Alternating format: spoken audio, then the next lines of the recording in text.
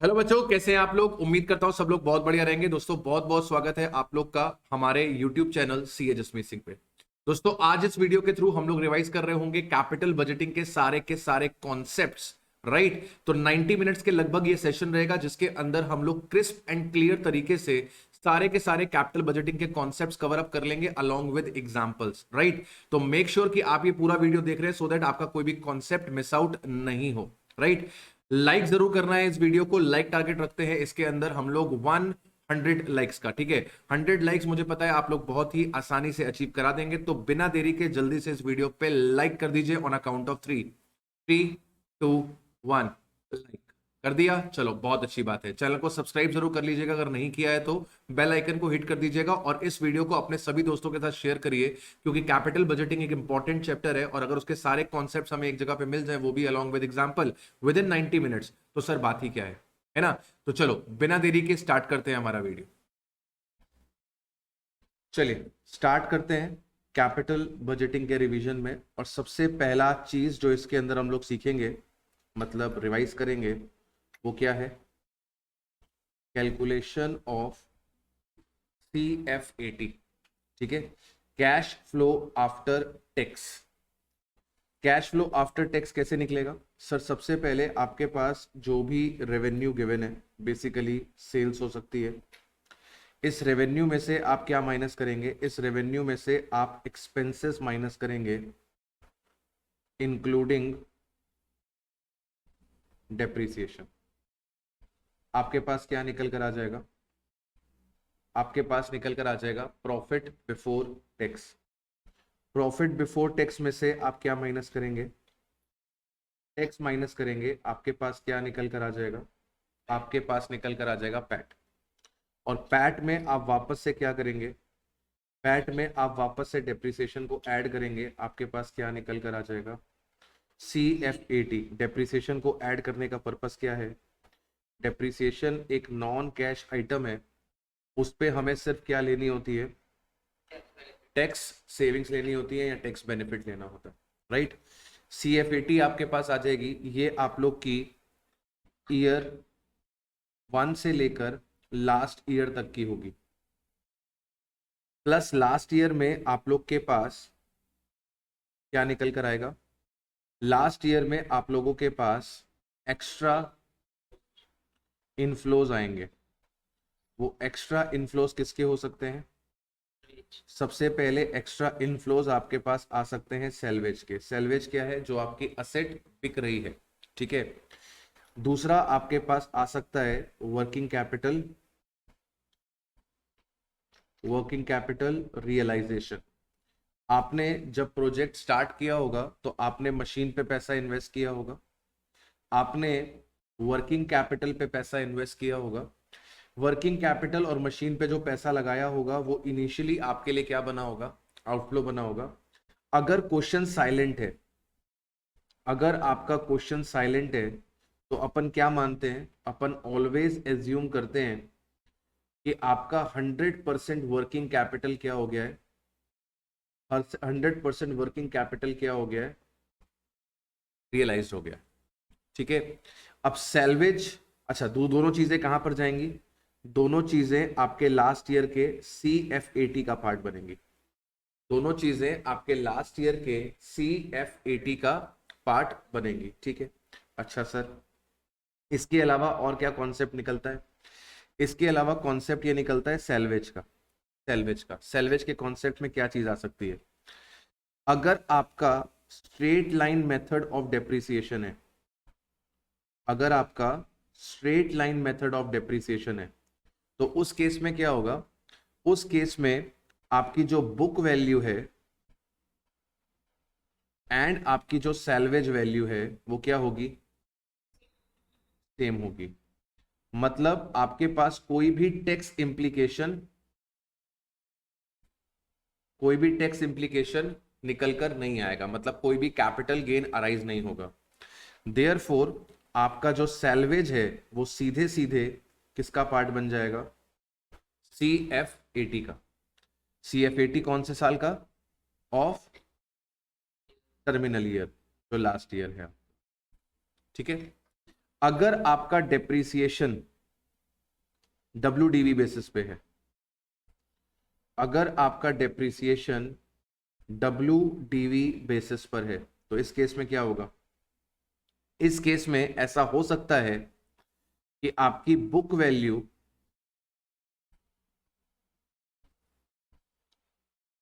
Salvage के बराबर नहीं है। बुक वैल्यू सैल्वेज के बराबर नहीं है। दो सिनेरियो बन सकते हैं। सिनेरियो ए, आपकी बुक वैल्यू आपकी सैल्वेज वैल्यू से ज्यादा है। इसका मतलब ये कौन सी सिचुएशन है? ये आपकी लॉस की सिचुएशन है। और लॉस की सिचुएशन में आपको टैक्स बेनिफिट मिलता है कि टैक्स का खर्चा आता है? टैक्स बेनिफिट मिलता है। तो आपका आपका जो लास्ट ईयर का इनफ्लो होगा वो किसके बराबर होगा? आपका लास्ट ईयर का इनफ्लो होगा salvage value plus tax saving on loss. ये जो निकल कर आएगा, this is your CFAT। For example, आपकी बुक वैल्यू है लेट सपोज 1 लाख रुपए, और आपका सैल्वेज आपको रियलाइज करके दे रहा है 80,000 रुपीज। इसका मतलब आपका नुकसान कितने का हुआ? आपका नुकसान कितने का हुआ? आपका आपका 1 लाख का चीज 80,000 में बिक रहा है, मतलब कि 20,000 का नुकसान हो रहा है। अब इस केस में अगर टैक्स रेट 50% है तो आपको 20,000 के लॉस पे 50% का टैक्स सेविंग मिलेगा, विच मीन्स दैट कि आपको सैल्वेज रियलाइज हुआ था 80,000 रुपए। इस 80,000 में आपको टैक्स सेविंग मिलेंगी कितने रुपए की? टैक्स सेविंग मिलेगी आपको 10,000 रुपीज की, यानी कि आपके पास 90,000 रुपीज क्या बनेगा? Terminal inflow. टर्मिनल इनफ्लो, ये टर्मिनल इनफ्लो CFAT है, डायरेक्टली जाएगा कहां पर? CFAT। इसमें कोई टैक्स वैक्स प्लस माइनस नहीं करना रहेगा। ठीक है। अब दूसरा केस निकल कर आता है कि अगर मान लो आपकी बुक वैल्यू आपके सैल्वेज से कम है, तो ये सिचुएशन कौन सी है? ये सिचुएशन प्रॉफिट की है। और अगर तुम प्रॉफिट कमाओगे तो तुम्हें सरकार को क्या देना पड़ेगा? Capital gain. ठीक है ना। तो लेट सपोज तुम्हारी बुक वैल्यू जो है वो है 1 लाख रुपए की, और तुम्हारा सैल्वेज जो है वो है 1,10,000 रुपए का। टैक्स रेट तुम्हारे पास है 50% का। ठीक है। तो इसका मतलब क्या हुआ? इसका मतलब ये हुआ कि तुम्हें सैल्वेज मिला 1,10,000 रुपए का, तुम्हें 10,000 का प्रॉफिट हुआ। इस प्रॉफिट पे तुम्हें सरकार को क्या देना पड़ेगा? टैक्स पे करना पड़ेगा। टैक्स कितना पे करोगे बेटा? 10,000 का 50%, यानी कि 5,000 रुपए का तुम टैक्स पे करोगे। तुम्हारी जेब में कितने रुपए बचेंगे? 1,05,000। This is what? This is your terminal, this is your terminal value. ठीक है। वर्किंग कैपिटल की चीज मैंने आपको समझा दी कि वर्किंग कैपिटल जो है, वर्किंग कैपिटल जो है वो आपका दो ट्रीटमेंट होते हैं वर्किंग कैपिटल के। सबसे पहला ट्रीटमेंट आप क्या करते हो? उसे पार्ट ऑफ आउटफ्लो बनाते हो। अच्छा, ऐसा भी हो सकता है कि working capital beginning of the year में इन्वेस्ट हो सकता है कि working capital during the project invest हो, ऐसा भी तो हो सकता है। आपका वर्किंग कैपिटल का इन्वेस्टमेंट हुआ, आपने वर्किंग कैपिटल का इन्वेस्टमेंट किया। अगर आपका इन्वेस्टमेंट Y0 पे हो रहा है तो ये क्या बनेगा? अगर Y0 पे हो रहा है तो ये पार्ट ऑफ इनिशियल इन्वेस्टमेंट बनेगा। अगर Y0 पे वर्किंग कैपिटल लगा रहे हो तो ये पार्ट ऑफ इनिशियल इन्वेस्टमेंट बनेगा। और अगर आप वर्किंग कैपिटल को इन्वेस्ट कर रहे हो during the life of project, during the life of project, कि आप during the life of project invest कर रहे हो, during the life of project में लेट सपोज आप इन्वेस्ट कर रहे हो at the end of year 3, at the end of year 3, तो इसका मतलब क्या हुआ? जो आपका थर्ड ईयर का CFAT है उसमें से हम लोग क्या करेंगे? वर्किंग कैपिटल को माइनस कर देंगे। अगर क्वेश्चन तुमसे ये बोले कि हमने at the beginning of year 5 लगाया है, तो तुम क्या करोगे? बिगिनिंग ऑफ ईयर 5 लगाया तो क्या करोगे? इसका मतलब तुम फोर्थ ईयर के CF80 में से इसे क्या कर दोगे? क्यों रिड्यूस करोगे फोर्थ ईयर के CF80 से? फिफ्थ ईयर से क्यों नहीं करोगे? हाँ, क्योंकि क्योंकि फिफ्थ ईयर के शुरुआत में खड़े हैं, पैसा कहां से आएगा? फिफ्थ ईयर की शुरुआत में जो पैसा होगा वो फोर्थ ईयर के एंड वाला होगा। तो फोर्थ ईयर का जो आपका CF80 है, उसमें से वर्किंग कैपिटल को क्या किया जाएगा? माइनस किया जाएगा। ठीक है। Unless otherwise specified, unless otherwise specified, हमेशा क्या माना जाएगा? हमेशा क्या माना जाएगा? ऑलवेज एज्यूम कि आपका 100% वर्किंग कैपिटल क्या हो गया है? रियलाइज हो गया है। लेकिन अगर क्वेश्चन अपनी कुछ बात बोलता है, अगर क्वेश्चन स्पेसिफाई करता है कि वर्किंग कैपिटल नॉट रियलाइज्ड, या फिर वर्किंग कैपिटल रियलाइज्ड,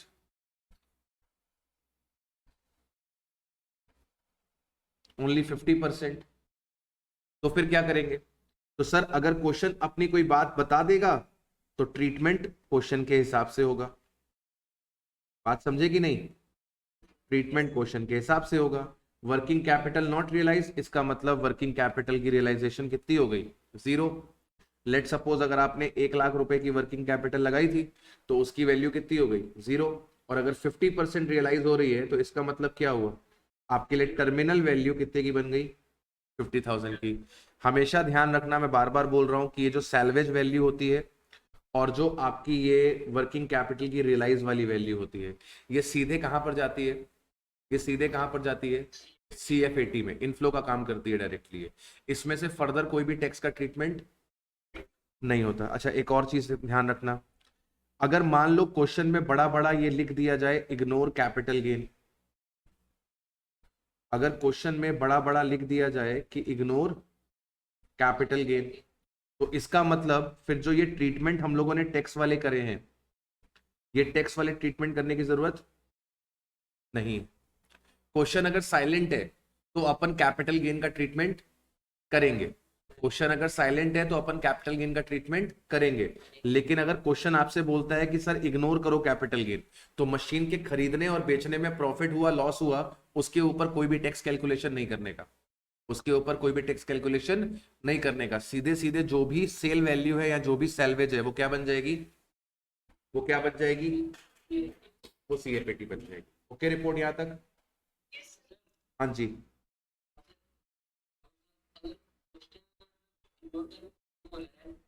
हाँ हाँ। टैक्स रेट, तो उसका मतलब कि इग्नोर करना है। पहली बात तो क्वेश्चन में टैक्स रेट तो होगा ही ना भाई। अगर तुमसे CF80 उसको कैलकुलेट करवाना है तो CF80 निकालने के लिए तुमको टैक्स रेट तो उसको देना ही पड़ेगा ना? नहीं देना पड़ेगा?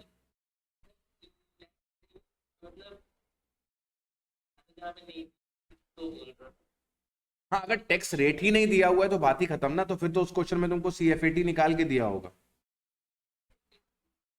ठीक है। अच्छा, अब हमारे पास कैपिटल बजटिंग की कौन कौन सी टेक्निक्स हैं? हमारे पास कैपिटल बजटिंग की कौन कौन सी टेक्निक्स हैं? सबसे पहली टेक्निक है तुम्हारे पास non discounting techniques. Non discounting techniques के अंदर तुम्हारे पास क्या है?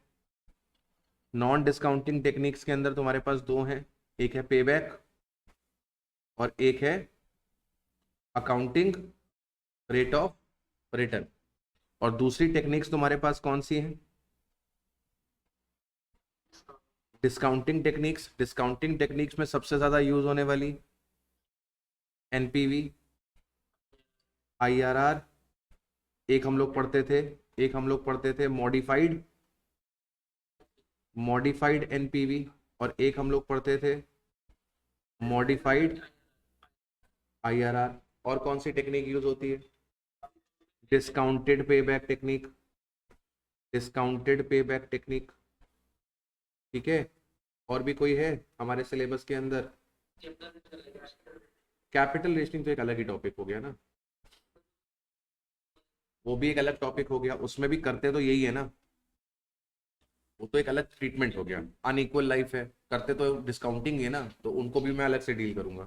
मोटी मोटी हमारे पास यही टेक्निक्स है, मोटी मोटी हमारे पास यही टेक्निक्स है। ये देख लीजिए, आपके पास एनपीवी एक पीआई रह गई, आईआरआर है, डिस्काउंटेड पेबैक है, modified internal rate of return है, और एक रह गई थी आप लोग की प्रॉफिटेबिलिटी इंडेक्स, ठीक है, प्रॉफिटेबिलिटी इंडेक्स।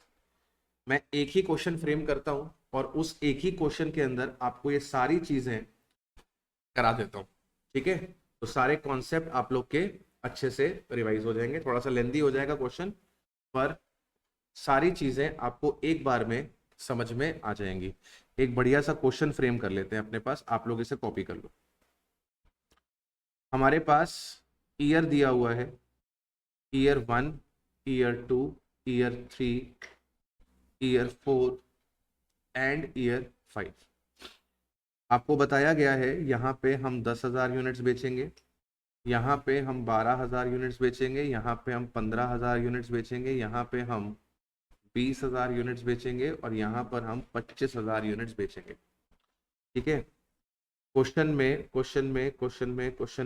में आपको सेलिंग प्राइस बताया गया है 100 रुपए पर यूनिट का। क्वेश्चन में आपको वेरिएबल कॉस्ट बताई गई है 60 रुपीज पर यूनिट की। क्वेश्चन में आपको फिक्स कॉस्ट बताई गई है एक्सक्लूडिंग डेप्रीसिएशन, एक्सक्लूडिंग डेप्रीसिएशन आपको फिक्स कॉस्ट बताई गई है 1,00,000 रुपए की। इनिशियल इन्वेस्टमेंट आपकी लगेगी, इनिशियल इन्वेस्टमेंट आपकी लगेगी लेट सपोज 15 लाख।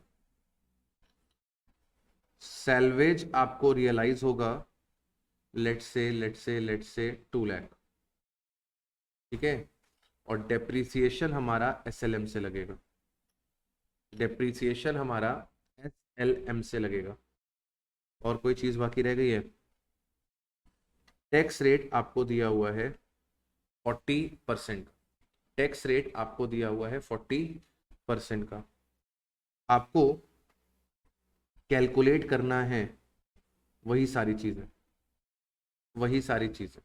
सबसे पहले आपको कैलकुलेट करना है ARR। क्वेश्चन कॉपी कर लो पहले आप लोग, और मेरे साथ साथ करते हुए चलना, तभी फायदा होगा। सबसे पहली चीज हमें इसके अंदर कैलकुलेट करनी है ARR। सबसे पहले हमें इसके अंदर कैलकुलेट करना है ARR, accounting rate of return. Accounting rate of return आपको क्या बताता है?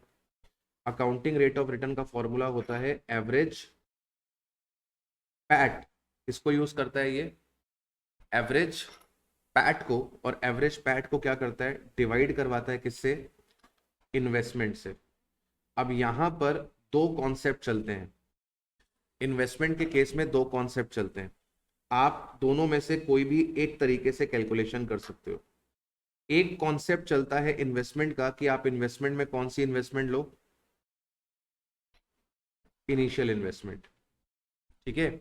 और दूसरा कॉन्सेप्ट चलता है कि आप इन्वेस्टमेंट में कौन सी इन्वेस्टमेंट लो? Average investment. अब एवरेज इन्वेस्टमेंट निकालने का सरकार ने मतलब कि फॉर्मूला क्या दिया हुआ है हमको?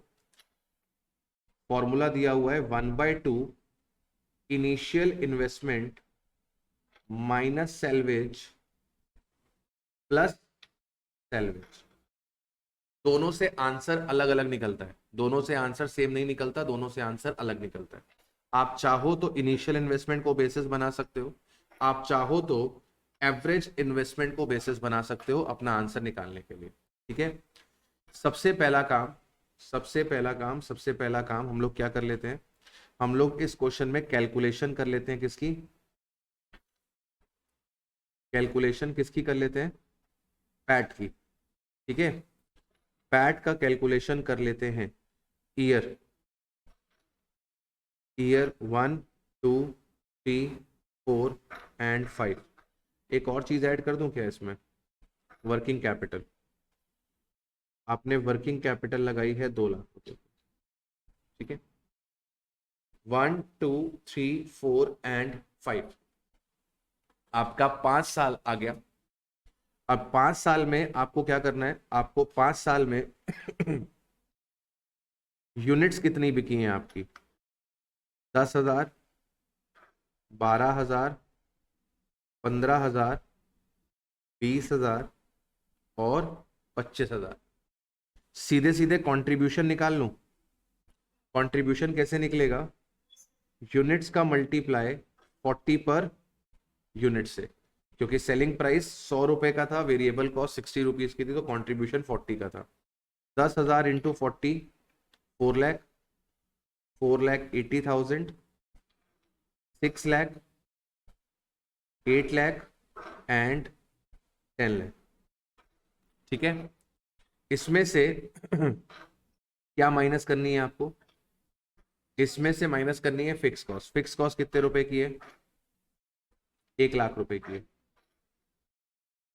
फिक्स कॉस्ट आपके पास 1 लाख रुपए की है। और इसमें से क्या माइनस करना है आपको, डेप्रीसिएशन। डेप्रीसिएशन कितना निकलेगा, आपके पास 15 लाख की मशीन है, 2 लाख का सैलवेज है, और लाइफ कितने साल की है, 2,60,000 रुपए का डेप्रीसिएशन निकलेगा, ठीक है। अब पीबीटी कितना निकल कर आ जाएगा, पीबीटी कितना निकल कर आ जाएगा सर, कंट्रीब्यूशन में से फिक्स कॉस्ट और डेप्रीसिएशन माइनस कर दो, तो 40,000 रुपए, 1 लाख, 20,000 रुपए, 6 लाख माइनस 2 लाख, 40,000 रुपए, 8 लाख माइनस 3,60,000, 4,40,000 रुपए और 6,40,000 रुपए। पीबीटी निकल आया। पैट निकाल लें। पैट कैसे निकलेगा, पैट कैसे निकलेगा, PBT multiplied by 1 minus tax, और टैक्स रेट कितना दिया गया आपको क्वेश्चन में, टैक्स रेट कितना दिया गया क्वेश्चन में, 40%, यानी कि 40,000 का 60%, 24,000, 72,000, 240 का 60%, 144, 440 का 60%, 264 एंड 640 का 60%, 384, ठीक है। टोटल कर लीजिए इसका, 384 plus 264 plus 144 plus 72 plus 24, total कितना हो गया, 888। 888 को किससे डिवाइड करा दीजिए, 5 से। आपके पास एवरेज पैट कितना निकल आया भाई, एआरआर किसको कंसीडर करता है, पैट को कंसीडर करता है, वो सीएफएटी को कंसीडर नहीं करता। तो एवरेज पैट कितना निकल आया आपके पास, 177,600। अब अगर आपको अकाउंटिंग रेट ऑफ रिटर्न निकालना है, तो एक तरीका क्या था कि जो एवरेज पैट आ रहा है उसे आप किससे डिवाइड करा दो, इनिशियल इन्वेस्टमेंट कितने रुपए की है, 15 लाख रुपए आप लगा रहे हो मशीन पे, और 2 लाख रुपए आप लगा रहे हो वर्किंग कैपिटल पे, तो आपकी इनिशियल इन्वेस्टमेंट कितने की हो गई, 17 लाख की। आप 177,600 कमा रहे हो 17 लाख रुपए लगा के, दैट मीन्स आपका अकाउंटिंग रेट ऑफ रिटर्न निकल कर आएगा 10.44%। दूसरा ऑल्टरनेटिव क्या था कि आप एआरआर निकालने के लिए किसका इस्तेमाल करें, एवरेज इन्वेस्टमेंट का। एवरेज इन्वेस्टमेंट के केस में आप क्या यूज करोगे, पैट आपके पास 177,600 है, एवरेज इन्वेस्टमेंट के लिए आप हाफ करोगे किसका, initial investment minus salvage plus salvage, ठीक है। कितना आ रहा है ये, 15 लाख का आधा, 7.5, 7.5 प्लस 2, 950, तो 1,77,600 डिवाइडेड बाय 9,50,000,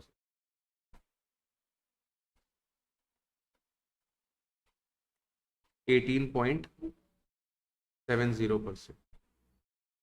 क्लियर हुआ? ठीक है। ARR okay, ARR okay.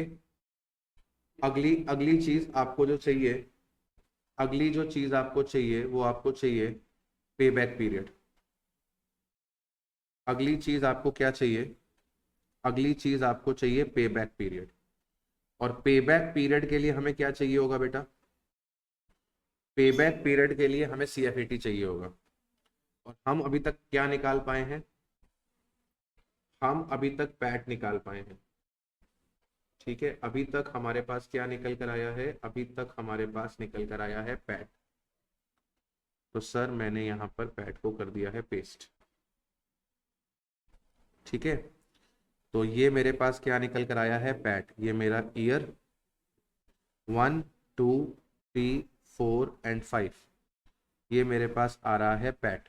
ठीक है, अब मुझे CFAT चाहिए, तो मुझे वापस से क्या करना पड़ेगा? डेप्रिसिएशन ऐड करना पड़ेगा। तो डेप्रिसिएशन मेरे पास कितने रुपए का था? 260 का। डेप्रिसिएशन मेरे पास 260 का था। मेरे पास CFAT निकल कर आ जाएगा 284, 260 प्लस 72 332, 260 प्लस 144 4,04,000, 260 प्लस 264 524, 384 प्लस 260 584, 644। ठीक है, ये CFAT। फिफ्थ ईयर में और भी तो कुछ आएगा, फिफ्थ ईयर में और भी तो कुछ आएगा।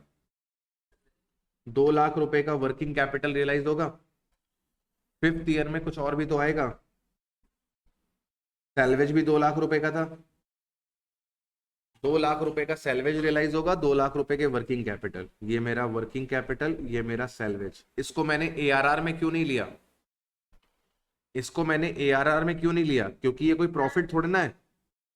ARR के लिए हम लोग क्या लेते हैं? पैट। तो ये कोई पैट थोड़ा ना है। बात समझा कि नहीं?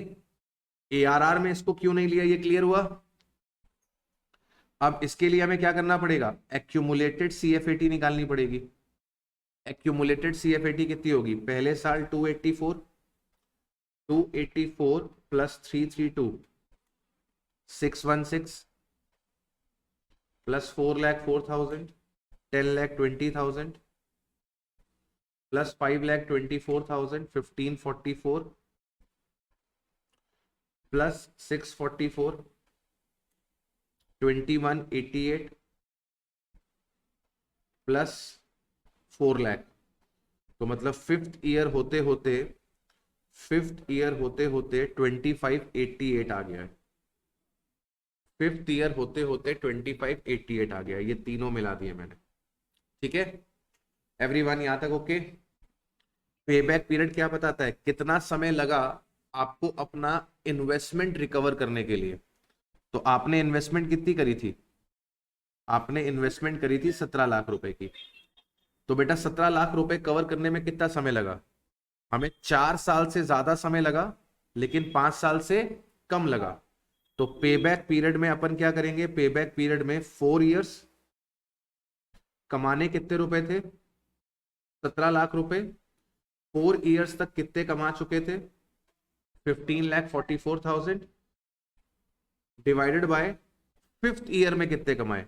फिफ्थ ईयर में कितने कमाए? फिफ्थ ईयर में टोटल आपने कमाया है 10,44,000। 10,44,000। सॉल्व करिए कितना आ रहा है? 17 लाख में से 1544 चला गया, 156 डिवाइड बाय 1044, 0.149। तो टोटल आपको कितना समय लगा? 4.149 ईयर्स लगे अपना पैसा रिकवर करने। याद आ गया ना? 1044 से क्यों डिवाइड कर रहा हूं? Unitary method, unitary method. Clear है ना? अब क्या करें, एनपीवी निकाल लें कि डिस्काउंटेड पेबैक निकाल लें? पहले डिस्काउंटेड पेबैक निकाल लो। अब डिस्काउंटेड पेबैक निकालने के लिए क्या चाहिए? डिस्काउंटेड पेबैक निकालने के लिए क्या चाहिए? हमें सीएफएटी चाहिए, हमें प्रेजेंट वैल्यू फैक्टर चाहिए, हमें प्रेजेंट वैल्यू चाहिए, फिर हमें क्यूमुलेटिव प्रेजेंट वैल्यू चाहिए। ठीक है ना? तो सीएफएटी तो अपन कैलकुलेट कर चुके हैं, सीएफएटी तो अपन कैलकुलेट कर चुके हैं।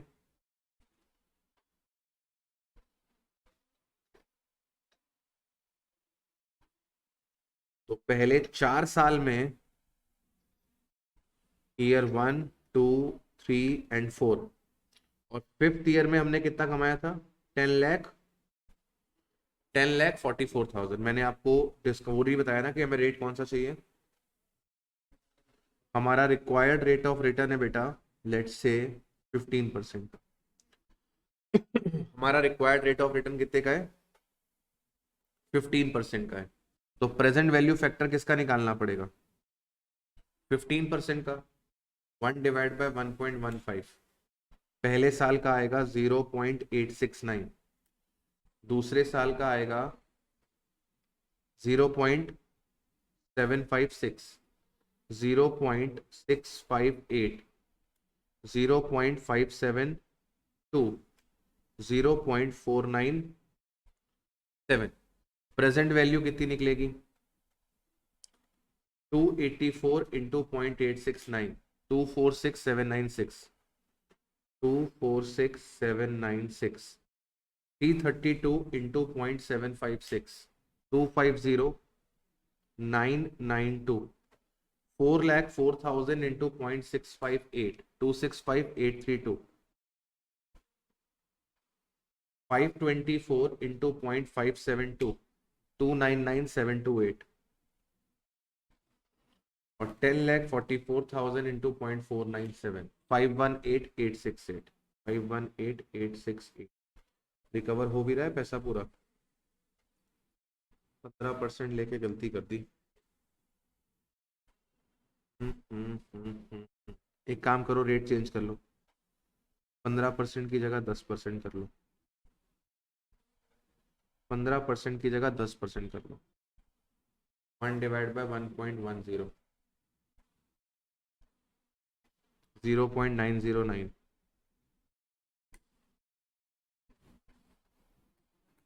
0.826, 0.751, 0.683, 0.621,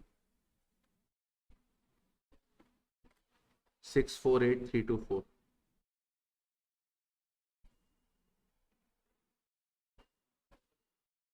524 into 0.683, 357,892।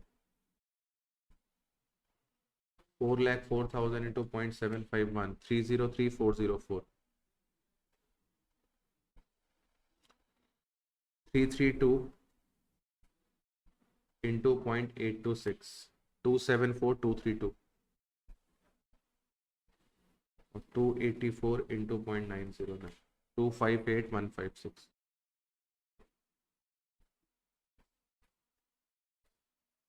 Plus 274,232, 532,388, plus 303,404, 835,792, plus 357,892, 119,3684, plus 648,324, 18,42,008। हाँ जी, यहाँ तक ओके? कितना समय लगा हमको? डिस्काउंटेड पेबैक पीरियड 4 साल तक हमने 1193 रिकवर किया था। हमें रिकवर करना था 17 लाख। रिकवर कर चुके थे 1193,684।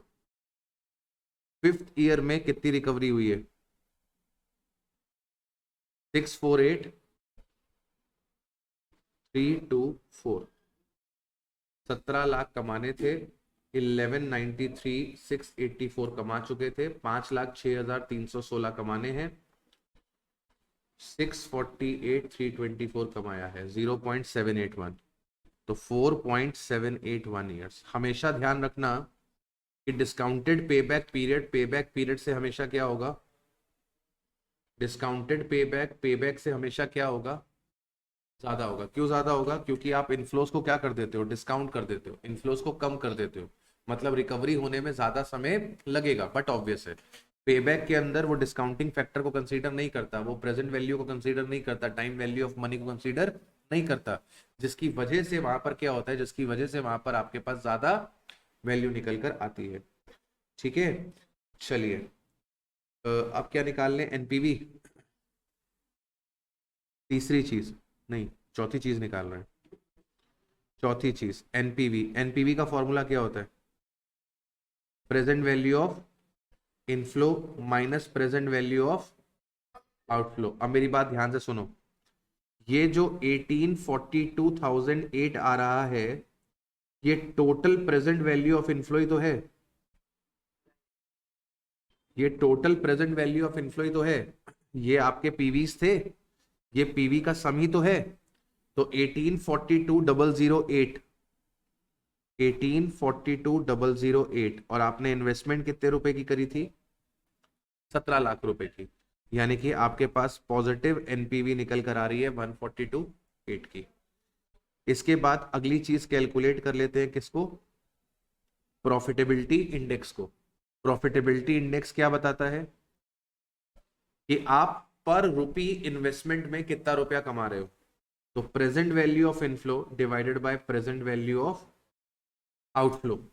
प्रेजेंट वैल्यू ऑफ इनफ्लो कितनी है आपकी 1842,008, और प्रेजेंट वैल्यू ऑफ आउटफ्लो कितनी है आपकी 17 लाख रुपए की। 1842,008 आपने कमाया है 17 लाख रुपए लगा के, यानी कि आपके पास प्रॉफिटेबिलिटी इंडेक्स निकल कर आ रहा है 1.083। ठीक है, अब अगर मैं आपको एनपीवी और पीआई के बारे में बताऊं, एनपीवी और पीआई के बारे में बताऊं, अगर आपका प्रेजेंट वैल्यू ऑफ इनफ्लो, अगर आपका प्रेजेंट वैल्यू ऑफ इनफ्लो आपके प्रेजेंट वैल्यू ऑफ आउटफ्लो से ज्यादा होगा, तो एनपीवी क्या आएगी, पॉजिटिव आएगी। पीआई क्या आएगी, मोर देन 1 आएगी। और डिसीजन क्या होगा, प्रोजेक्ट को एक्सेप्ट करके चलो। अगर आपका inflow, present value of inflow present value of outflow के बराबर हो जाए, तो एनपीवी 0 निकल कर आएगी, पीआई इक्वल्स टू 1 निकल कर आएगा। आपकी मर्जी है, आप चाहो तो एक्सेप्ट करो, आप चाहो तो रिजेक्ट करो, क्योंकि तुमको जो रिटर्न चाहिए वो मिल रहा है। ठीक है, इसके अलावा अगर तुम्हारा इनफ्लो तुम्हारे आउटफ्लो से कम है, और ये इनफ्लो आउटफ्लो कौन से वाले हैं, इनफ्लो आउटफ्लो कौन से वाले हैं, present value, present value of inflow अगर प्रेजेंट वैल्यू ऑफ आउटफ्लो से कम है, तो आपका एनपीवी नेगेटिव आएगा, आपका पीआई लेस देन 1 आएगा। हमेशा इस प्रोजेक्ट को क्या करना, रिजेक्ट कर देना। ठीक है, अब अगली टेक्निक हम लोग सीखते हैं, कौन सी वाली, आईआरआर। आईआरआर सिंपल है, आईआरआर वो रेट है जिस रेट पे आपकी एनपीवी क्या होती है, 0 होती है। ठीक है, अब आईआरआर का कॉन्सेप्ट क्या है, IRR is available rate of return, कि आप प्रोजेक्ट से कितना कमा रहे हो। तो अगर आपका आईआरआर वाला जो रेट है वो आपके रिक्वायर्ड रेट से ज्यादा है, आपका आईआरआर आपके रिक्वायर्ड रेट से ज्यादा है, तो ऐसे सिचुएशन में आपकी एनपीवी पॉजिटिव होगी। ऐसे सिचुएशन में आपकी पीआई मोर देन 1 होगी, और ऐसे सिचुएशन में डिसीजन क्या होता है, एक्सेप्ट। अगर आपका आईआरआर और आपका रिक्वायर्ड रिटर्न सेम है, फॉर एग्जांपल तुम्हारा प्रेजेंट वैल्यू सॉरी तुम्हारा रिक्वायर्ड रेट ऑफ रिटर्न 10% है और तुम्हारा आईआरआर 12% है, तो अगर आईआरआर 12% है मतलब तुम 2% एक्स्ट्रा कमा रहे हो, 2% एक्स्ट्रा कमा रहे हो, बट ऑब्वियस है कि एनपीवी पॉजिटिव होगी और पीआई मोर देन 1 होगी। अगर 10% का रिक्वायर्ड है और तुम 10% ही कमा रहे हो, तो एनपीवी क्या होगी, 0, पीआई क्या होगी, इक्वल्स टू 1। अब चाहो तो एक्सेप्ट करो, चाहो तो रिजेक्ट करो।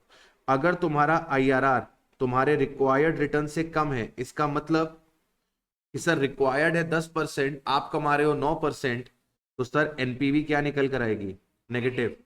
पीआई क्या निकल कर आएगी? <1। और ऐसे प्रोजेक्ट को हमेशा क्या कर देना? रिजेक्ट कर देना। ठीक है। हमारे केस में आईआरआर कैसे निकालते हैं?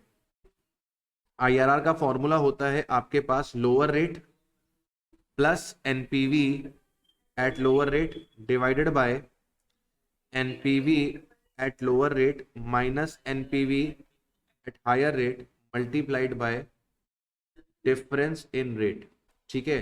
तो आईआरआर जब लगा रहे होते हैं तो एक आपके पास पॉजिटिव एनपीवी निकलती है, एक आपके पास नेगेटिव एनपीवी निकलती है। फिर इंटरपोलेशन का फॉर्मूला लगा के हम लोग वैल्यू फाइंड कर लेते हैं कि आईआरआर कितना आ रहा है। हमने 10% पे कैलकुलेशन करी हुई है और 10% की कैलकुलेशन ने हमको पॉजिटिव एनपीवी दिया था। ठीक है। अब रेंडमली हम क्या करेंगे, हम एक बड़े रेट पे कैलकुलेट करेंगे। आप 5% का डिफरेंस लेके कैलकुलेट कर सकते हो। यूजुअली जब एग्जाम में आईआरआर आएगा तो एग्जामिनर आपको कुछ रेट्स दे देगा।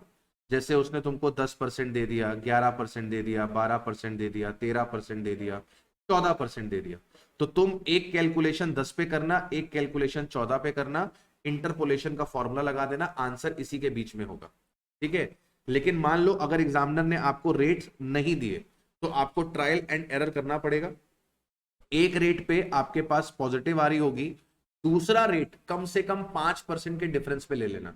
दूसरा रेट कम से कम 5% के डिफरेंस पे ले लेना। वहां पर आपको क्या मिल जाएगी? नेगेटिव एनपीवी मिल जाएगी। ना मिले तो फिर से 5% का डिफरेंस खड़ा कर लेना। ठीक है। चलिए, अभी फिलहाल हमारे पास 10% पे पॉजिटिव एनपीवी आ रही है, तो मैं अब क्या कर रहा हूं, मैं एनपीवी निकाल रहा हूं अब लेट से 15% पे। ठीक है। तो 15% पे तो डेड श्योर नेगेटिव जाने वाली है। हमारे पास सीएफएटी कितने की आ रही थी, मैं कॉपी कर लेता हूं। सीएफएटी कितने की आ रही थी?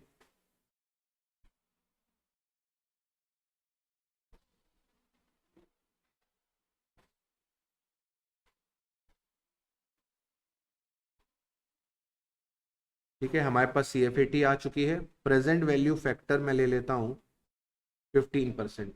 तो 1 डिवाइड बाय 1.15 0.869 0.756 0.658 0.572 0.497। ठीक है। प्रेजेंट वैल्यू निकाल लीजिए। 284 इंटू 0.869 246796 246796 332 इंटू 0.756 250992 4,04,000 इंटू 0.658 265832 524 इंटू 0.572 299728 299728। एक सेकंड रुकिएगा। 10,44,000 इंटू 0.497 518868 प्लस कर लीजिए। 299,728 265,832 250,992 246,796 1582,216 सबका ये आ रहा है। 1582,816 ये प्रेजेंट वैल्यू ऑफ इनफ्लो निकली है आपके पास। प्रेजेंट वैल्यू ऑफ आउटफ्लो कितने रुपए की है? 17 लाख की। आपके पास एनपीवी नेगेटिव निकल कर आएगी 1,17,784 नेगेटिव एनपीवी आ रही है। ठीक है। नेगेटिव एनपीवी निकल कर आ रही है 1,17,784। तो अब आईआरआर का फॉर्मूला पुट करेंगे। लोअर रेट पे क्या रखेंगे? 10। परसेंटेज का साइन मत लगाना। लोअर रेट पे क्या रखेंगे? 10। एनपीवी एट लोअर रेट कितनी आ रही थी? 1,42,000 1,42,008। तो 1,42,008 divided by divided by 1,42,008 minus minus का साइन 1,17,784 और डिफरेंस इन रेट कितना है 5 माइनस माइनस प्लस हो जाएगा 142,008 plus 117,784 259,792 142,008 divided by 259,792 into 5 142,008 divided by 259,792 into 5 2.73 that means 12.73% 12.73% approx में आएगा। ये एक ऐसा रेट है जहां पर आपकी एनपीवी क्या है 0, या फिर आप ये बोल सकते हो कि आप इस प्रोजेक्ट से कितना कमा रहे हो, आप इस प्रोजेक्ट से कितना कमा रहे हो, आप इस प्रोजेक्ट से 12.73% कमा रहे हो।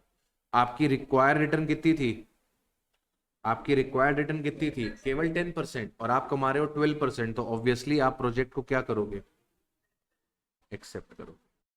ठीक है सर, ठीक है। हम लोगों ने कौन कौन से कॉन्सेप्ट्स कवर अप कर लिए, हम लोगों ने कवर अप कर लिया payback period, accounting rate of return, NPV, pi, IRR और डिस्काउंटेड पेबैक। ये सारे कॉन्सेप्ट्स हम लोगों ने कवर अप कर लिए। अब हमें कौन सा कॉन्सेप्ट कवर अप करना है, एमआईआरआर। एमआईआरआर का कॉन्सेप्ट क्या बोलता है, एमआईआरआर का कॉन्सेप्ट क्या बोलता है, सिंपल सा कॉन्सेप्ट है एमआईआरआर का। एमआईआरआर कहता है कि आप सारे इनफ्लोस को कहां पर ले जाओ, सारे इनफ्लोस को कहां पर ले जाओ, लास्ट ईयर पे। सारे इनफ्लोस को कहां पर ले जाओ, लास्ट ईयर पे, और लास्ट ईयर पे तुम इसकी प्रेजेंट वैल्यू ऑफ इनफ्लो निकालो और उसके बाद तुम आईआरआर कैलकुलेट करो। लास्ट ईयर पे ले जाओ, लास्ट ईयर पे तुम इसका प्रेजेंट वैल्यू ऑफ इनफ्लो निकालो और उसके बाद आईआरआर कैलकुलेट करो। ठीक है, तो अगर मैं इसी क्वेश्चन की बात करूं, या मैं एक अलग क्वेश्चन दे देता हूं, एक अलग क्वेश्चन ले लेते हैं। लेट्स से आपके पास है ईयर 1 2 3 4 एंड 5। ठीक है, आपके पास CFAT गिवन है, लेट्स से 1,80,000, 1,20,000, 1,00,000 और 1,50,000। ठीक है, तुम्हारा रिक्वायर्ड रिटर्न है, तुम्हारा रिक्वायर्ड रिटर्न है 10% का, रिक्वायर्ड रिटर्न है 10% का। तुम्हें कैलकुलेट करना है MIRR, कैलकुलेट करना है MIRR। तो सबसे पहला काम क्या करोगे, ये जो तुम्हारे पास इनफ्लोज आ रहे हैं इन्हें तुम बिजनेस में री इन्वेस्ट कर दोगे। किस रेट पे, तुम इन्हें बिजनेस में री इन्वेस्ट कर दोगे, किस पे, अपने रिक्वायर्ड रिटर्न पे, राइट। अब ये जो पहले साल तुमने कमाया है ये फर्स्ट ईयर एंड का है, ये पैसा 4 साल के लिए इन्वेस्ट होगा, second year, third year, fourth year and fifth year. यानी कि ये पैसे की अगर टर्मिनल वैल्यू निकालनी है तो आपको इस पैसे को 4 साल के लिए क्या करना पड़ेगा, इन्वेस्ट करना पड़ेगा। ये जो 80,000 है ये आपको सेकेंड ईयर के एंड पे मिला है, ये 3 साल के लिए इन्वेस्ट हो जाएगा, 1 2 एंड 3। ठीक है, सिमिलरली ये वाला पैसा 2 साल के लिए इन्वेस्ट हो जाएगा, ये वाला पैसा 1 साल के लिए इन्वेस्ट हो जाएगा, और जो लास्ट ईयर का पैसा है ये री इन्वेस्ट नहीं करेंगे, ये तो फिफ्थ ईयर के एंड पे ही मिल रहा है, इसका मल्टीप्लाई 1 से हो जाएगा। करो बेटा, कितना आ रहा है, 1.1 इंटू इक्वल्स टू 2 3 4 इंटू 1,00,000। पहला वाला हो जाएगा 146,410, 1.1 इंटू 2 3 इंटू 80,000। दूसरा हो जाएगा 106,480। ठीक है, तीसरा हो जाएगा 1.1 इंटू इक्वल्स टू इंटू 1,20,000, 145,200। ठीक है, 1,00,000 इंटू 1.1, 1,10,000 और 1,50,000। ठीक है, ये सब कौन सी वैल्यू निकली है, ये सब कौन सी वैल्यू निकली है? Terminal value. ये टर्मिनल वैल्यू सारी वैल्यूज को मैंने कहां पहुंचा दिया? ये सारी वैल्यूज को मैंने कहां पहुंचा दिया? फिफ्थ ईयर में। तो टोटल मेरे पास फिफ्थ ईयर में कितना इनफ्लो होगा? फिफ्थ ईयर में मेरे पास कितना इनफ्लो होगा? फिफ्थ ईयर में मेरे पास इनफ्लो होगा 658090। 658090। नाउ लेट सपोज आपका जो इनिशियल इन्वेस्टमेंट है, लेट सपोज आपका जो इनिशियल इन्वेस्टमेंट है वो 2 लाख रुपए का है। आपका इनिशियल इन्वेस्टमेंट 2 लाख रुपए का है। प्लीज जरा ध्यान से सुनिएगा, MIRR कैसे निकलेगा? MIRR is equals to terminal value divided by present value of outflow, या फिर आप इनिशियल इन्वेस्टमेंट भी लिख सकते हो यहां पे,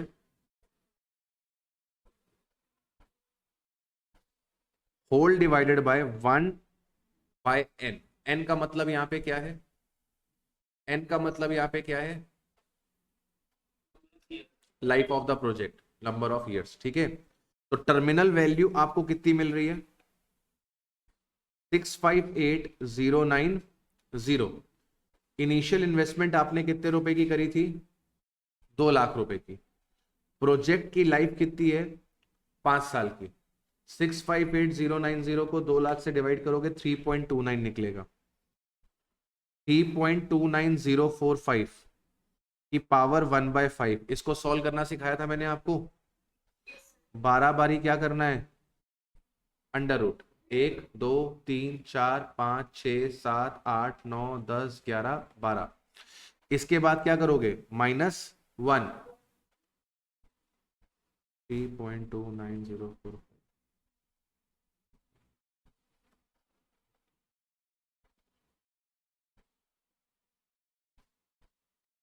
इसके बाद क्या करोगे? मल्टीप्लाई पावर से। पावर कितनी है? 1/5, तो इंटू 1 डिवाइड बाय 5। फिर वापस क्या करोगे? +1। और फिर 12 बारी मल्टीप्लाई इक्वल्स टू का क्या करोगे? कॉम्बिनेशन चलाओगे। 1 2 3 4 5 6 7 8 9 10 11 12। ये आ रहा है तुम्हारे पास 1.26900। अच्छा, यहाँ पे फॉर्मूले में एक और चीज ऐड कर लेना, -1। फॉर्मूले में एक और चीज ऐड कर लेना, -1। ठीक है, माइनस।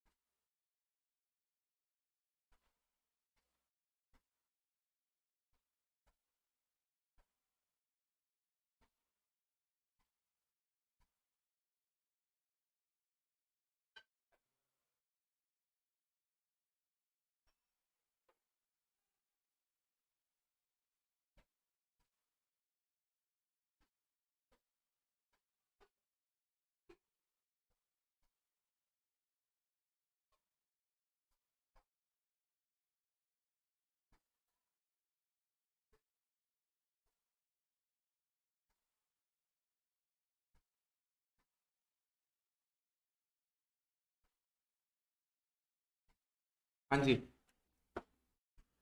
क्या हिसाब बना? क्या हिसाब बना? 26.90%। ठीक है, 26.90% का हिसाब बना। दैट मीन्स कि ये प्रोजेक्ट को क्या करना चाहिए? एक्सेप्ट कर ले। तुम्हें 10% का रिटर्न चाहिए और प्रोजेक्ट तुम्हें MIRR कितना दे रहा है? 26.90%। फॉर्मूला याद रखना, MIRR निकालने का terminal value divided by initial investment, power में 1/n और -1। ठीक है, इंस्टीट्यूट ने MIRR कौन से पेज में करवाया हुआ है? 7.42। 7.42। ठीक है, ये आपके पास इनिशियल इन्वेस्टमेंट कितने की है, 136 की है, और आपका रिक्वायर्ड रेट ऑफ रिटर्न कितने का है, 8% का है। आप क्या करोगे, ये पांचों साल की वैल्यूज को, ये पांचों साल की वैल्यूज को कहां पर ले जाओगे, ईयर 5 पे। और ईयर 5 पे ले जाने के लिए क्या करोगे, इसका मल्टीप्लाई 1.08 टू द पावर 4, इसका मल्टीप्लाई 1.08 टू द पावर 3, इसका मल्टीप्लाई 1.08 टू द पावर 2, इसका मल्टीप्लाई 1.0 टू द पावर 1, और इसका मल्टीप्लाई 1 से कर दोगे, और जो निकल कर आएगा उसका सम करोगे। ये कौन सी वैल्यू कहलाएगी, टर्मिनल वैल्यू कहलाएगी y5 पे। और उसके बाद आप कौन सा फॉर्मूला पुट कर दोगे, ठीक है, this is what, this is your 5th year का टर्मिनल वैल्यू, 5th ईयर का terminal value, this is your initial investment, ठीक है। और अंडर रूट में पावर 1/5 है, अंडर रूट खोलोगे तो काम हो जाएगा। Everyone everyone everyone everyone everyone everyone, इसमें मॉडिफाइड एनपीवी इंस्टीट्यूट ने दिया नहीं हुआ है, लेकिन अगर मान लो मॉडिफाइड एनपीवी रहता तो मॉडिफाइड एनपीवी की कैलकुलेशन कैसे होती। इसी क्वेश्चन की बात करें, अगर इसी क्वेश्चन की बात करें कि अगर हमें मॉडिफाइड एनपीवी निकालना होता, calculate modified NPV for above question, तो क्या फर्क पड़ता। आपके पास ईयर 5 पे जो टर्मिनल वैल्यू आ रही है, आपके पास ईयर 5 पे जो टर्मिनल वैल्यू आ रही है, उस टर्मिनल वैल्यू का मल्टीप्लाई किससे कराते, present value factor at 10% of 5th year, ठीक है। तो टर्मिनल वैल्यू हमारे पास कितनी आ रही है, 658090,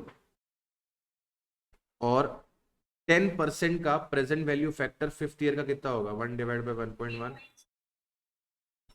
बेटा कितना है, सम नहीं करना है, सम नहीं करना है, सम नहीं करना है, 5th ईयर का पीवीएफ चाहिए मुझे, 1 2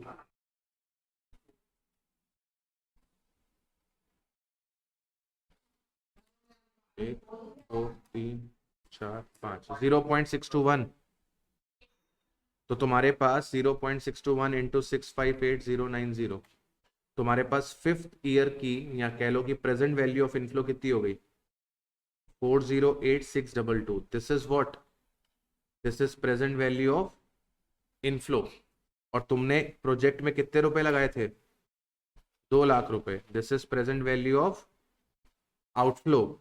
तुम्हारे पास एनपीवी कितने रुपए की निकल कर आ जाएगी, 2,08,622 की। फर्क समझ में आ रहा है, फर्क समझ में आ रहा है, मॉडिफाइड एनपीवी में और आपका मॉडिफाइड आईआरआर में।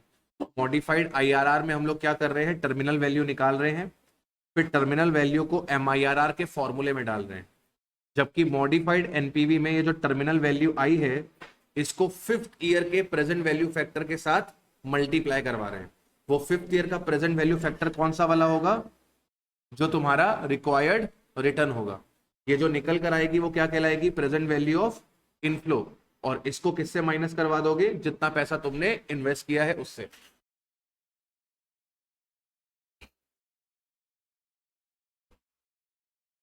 ओके, इसके बाद अगला कॉन्सेप्ट क्या निकल कर आता है, अगला कॉन्सेप्ट क्या निकल कर आता है, ईएसटी वाला कॉन्सेप्ट करा दूं। जब आपके पास दो प्रोजेक्ट्स हो और उनकी लाइफ अनइक्वल हो, आपके पास दो प्रोजेक्ट्स हो और उनकी लाइफ अनइक्वल हो, तो उस केस में अपन क्या करते हैं, उस केस में अपन क्या करते हैं, या तो ईएसी का इस्तेमाल करते हैं, या तो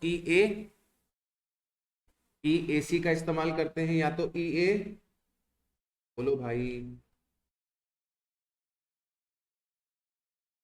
आवाज आ रही है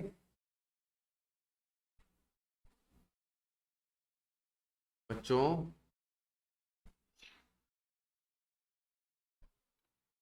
हाँ, ऐसा करोगे तो एग्जाम्पशन कैसे आएगी। अगर आपके पास अनइक्वल लाइफ है तो आप या तो प्रोजेक्ट का क्या निकालोगे, EA NPV, इसको क्या बोलते थे? Equalised annual NPV। दो प्रोजेक्ट्स हैं आपके पास, एक प्रोजेक्ट है ए और एक प्रोजेक्ट है बी। प्रोजेक्ट ए में आपकी इनिशियल इन्वेस्टमेंट है लेट से 10 लाख रुपीस की। प्रोजेक्ट बी में आपकी इनिशियल इन्वेस्टमेंट है लेट से 8 लाख रुपए की। इस प्रोजेक्ट की जो लाइफ है लेट से वो है 5 इयर्स की, और इसकी जो लाइफ है लेट से वो है 4 इयर्स की। यहां पर आपके पास जो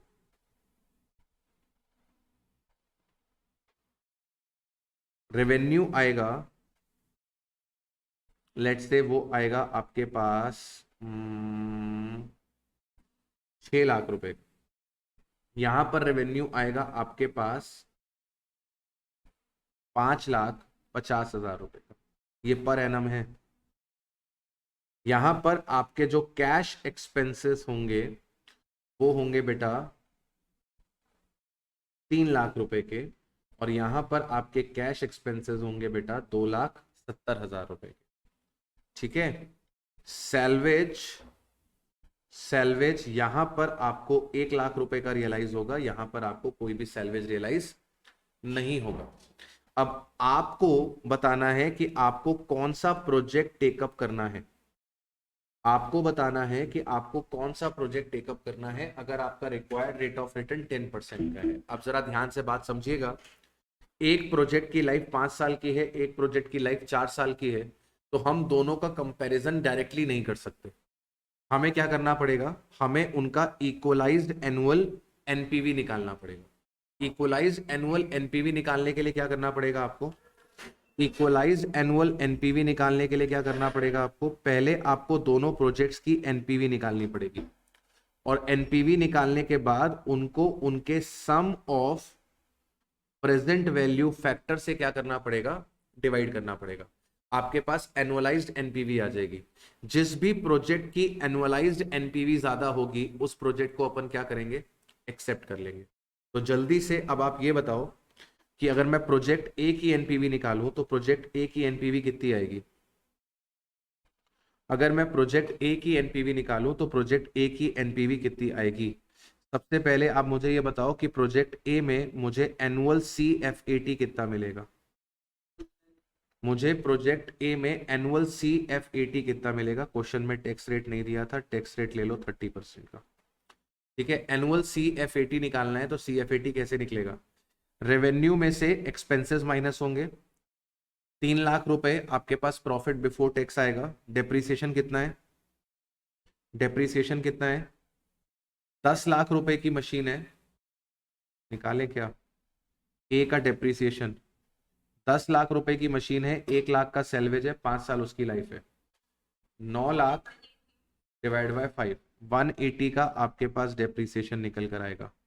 तो एनुअल CFAT निकालने के लिए क्या कर रहा हूं, profit before depreciation and tax में से डेप्रीसिएशन को माइनस कर रहा हूं, प्रॉफिट बिफोर टैक्स आ जाएगा, इसमें से 1 माइनस टैक्स कर रहा हूं, प्रॉफिट आफ्टर टैक्स हो जाएगा, और वापस से डेप्रीसिएशन को ऐड कर दूंगा तो मेरे पास कैश फ्लो आफ्टर टैक्स निकल आएगा। तो PBDT मेरे पास 3 लाख रुपए का है, 6 लाख रुपए माइनस 3 लाख रुपए, कैश एक्सपेंस लिखा है मतलब कि डेप्रीसिएशन माइनस नहीं है। टैक्स रेट कितना है बेटा, टैक्स रेट है आपके पास 30%, और वापस से नहीं, डेप्रीशिएशन माइनस तो किया ही नहीं। 3 लाख में से 3 लाख में से 180 का डेप्रीसिएशन, 3 लाख में से 180 का डेप्रीसिएशन, 1 माइनस 0.30 और प्लस 180, तो 120 इंटू 0.7 प्लस 180, तो आपके पास एनुअल CFAT कितने रुपए की निकल कर आएगी, एनुअल CFAT कितने की निकल कर आएगी 264। प्रेजेंट वैल्यू ऑफ इनफ्लो अगर निकालना है तो क्या करना पड़ेगा, जो भी आपका एनुअल CFAT आ रहा है उसका मल्टीप्लाई सम ऑफ PVF से कराएंगे, सम ऑफ PVF से कराएंगे, और सम ऑफ PVF किसका लिया जाएगा, एट 10% ऑफ 5 इयर्स। ठीक है, तो 5 साल का सम बताइए कितना आ रहा है, 1 divided by 1.10 equals to 2, 3, 4, 5, 3.790, 3.790, 2,64,000, 264 into 3.790, 10,560, 10,560। मतलब इस प्रोजेक्ट की एनपीवी कितनी आएगी, 10,560। अच्छा, एक सैलवेज भी तो रियलाइज हो रहा है आपको, प्लस प्लस प्लस प्लस ये present value of inflow 1 to 5th year, present value of inflow 5th year. 5th year में आपको सैलवेज रियलाइज हो रहा है, सैलवेज का multiply PVF at the rate of 10% of 5th year. Salvage आपको realise हो रहा था 1 लाख रुपए का, और 5th ईयर का अगर आप 10% पे सैलवेज निकालोगे तो 0.621 आएगा, यानी कि 62,100। Total present value of inflow कितनी हो जाएगी, दिस प्लस दिस, 10,62,660। एनपीवी अगर निकालोगे तो एनपीवी कितनी निकलेगी, 62,660, क्योंकि मशीन कितने की आई थी, मशीन कितने की आई थी, 10 लाख रुपए की आई थी। तो 62,660 की आपके पास क्या निकल कर आएगी, एनपीवी। अब इक्वलाइज्ड एनपीवी निकालनी है तो कैसे निकलेगी, जो एनपीवी आ रही है उसको सम ऑफ पीवीएफ से डिवाइड, 62,660 को किससे डिवाइड करोगे, 3.790 से, आपके पास निकलेगा 16,533। तो ये प्रोजेक्ट आपको हर साल कितने रुपए की एनपीवी कमा के दे रहा है, ये प्रोजेक्ट आपको हर साल 16,533 की एनपीवी कमा के दे रहा है। प्रोजेक्ट बी का कार्यक्रम करें, प्रोजेक्ट बी का एनुअल सीएफएटी कितना आएगा, फॉर्मूला वही, profit before depreciation and tax में से माइनस करेंगे डेप्रिसिएशन, मल्टीप्लाई करा देंगे 1 माइनस टैक्स से, पैट आ जाएगा, और पैट में वापस से डेप्रिसिएशन को क्या कर देंगे, ऐड कर देंगे। ये आपको कितने रुपए कमा के दे रहा था, 5,50,000 रुपए, और 2,70,000 रुपए में खर्चा है, तो इसका पीवीडीटी आ रहा है 280। ये मशीन कितने की आएगी, 8 लाख की आएगी, और इसका कोई भी सैलवेज नहीं है, मतलब डेप्रिसिएशन कितने रुपए का है, 2 लाख रुपए का है। टैक्स रेट 30% का था, टैक्स रेट 30% का था, प्लस 2 लाख रुपए, तो 80 इंटू 0.7 प्लस 2 लाख रुपए, ये आपको 256 की सीएफएटी देगा।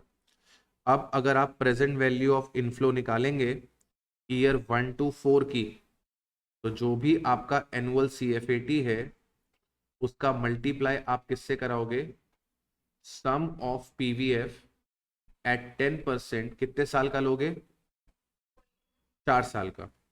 एनुअल सीएफएटी है 256, सम ऑफ पीवीएफ 4 साल का कितना होगा, 1 डिवाइडेड बाय 1.1, 1 2 3 4,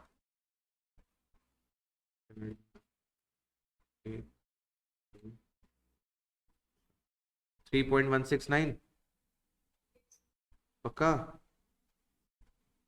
ये कितना था, 3.7 इंटू 256। इसका कोई सैलवेज नहीं है, इस प्रोजेक्ट का कोई भी सैलवेज नहीं है, तो इस प्रोजेक्ट की एनपीवी कितनी आ जाएगी, 8,11,485 रुपए ये प्रोजेक्ट आपको कमा के दे रहा है, और 8 लाख रुपए की इन्वेस्टमेंट है, 11,485 रुपए की एनपीवी आ रही है, यानी कि इक्वलाइज्ड एनुअल एनपीवी कितने की होगी, 11,485 divided by sum of PVF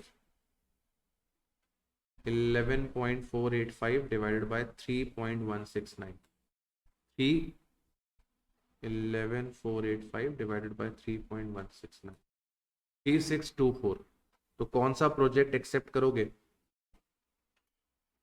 कौन सा प्रोजेक्ट एक्सेप्ट करोगे, प्रोजेक्ट एक्सेप्ट करा जाएगा ए। ठीक है। ई ए एनपीवी का ही एक और भाई होता है ई ए सी। ये ई ए सी का काम कब आता है? ये ई ए सी का काम कब आता है? जब आपको क्वेश्चन में रेवेन्यू ना दिए हो, जब आपको क्वेश्चन में रेवेन्यू ना दिए हो, केवल क्या दिए हो? खर्चे दिए हो। ठीक है। तो लेट से आपके पास दो प्रोजेक्ट हैं, फिर से ए और बी। ए की इनिशियल इन्वेस्टमेंट है लेट से 8 लाख रुपए, और बी की इनिशियल इन्वेस्टमेंट है लेट से 12 लाख रुपए।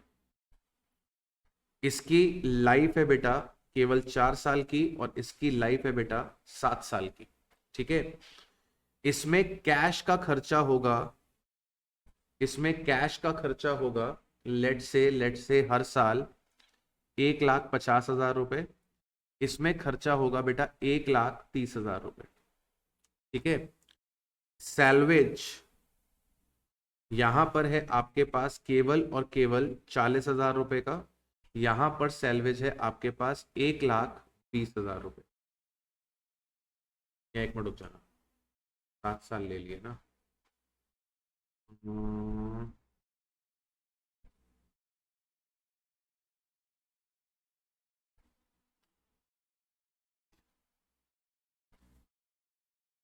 इसको जरा 7 साल को 6 साल कर लो, 7 साल को 6 साल कर लो ताकि कैलकुलेशन में दिक्कत ना आए। ठीक है, हाँ 6 साल कर लो। ठीक है। टैक्स रेट आपके पास है 40% का, रिक्वायर्ड रेट ऑफ रिटर्न है आपके पास 10% का। आपको बताना है कौन सा प्रोजेक्ट लेना है।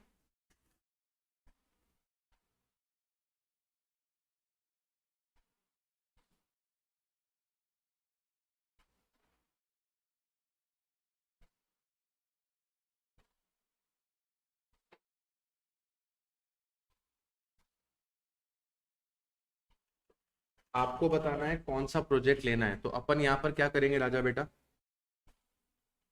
राजा बेटा अपन यहाँ पर क्या करेंगे, अब हम लोग यहाँ पे ईएसी निकालने के लिए, ईएसी निकालने के लिए हम लोग क्या करते हैं, हम लोग प्रेजेंट वैल्यू ऑफ आउटफ्लो लेते हैं। प्रेजेंट वैल्यू ऑफ आउटफ्लो लेते हैं और उसको किससे डिवाइड कराते हैं, उसको किससे डिवाइड कराते हैं, उसको डिवाइड कराते हैं सम ऑफ पीवीएफ से। ठीक है। अब जरा ध्यान देना है यहाँ पे, यहाँ पर आपसे गलती हो सकती है। तो सबसे पहले मैं क्या कर रहा हूं, कैलकुलेशन ऑफ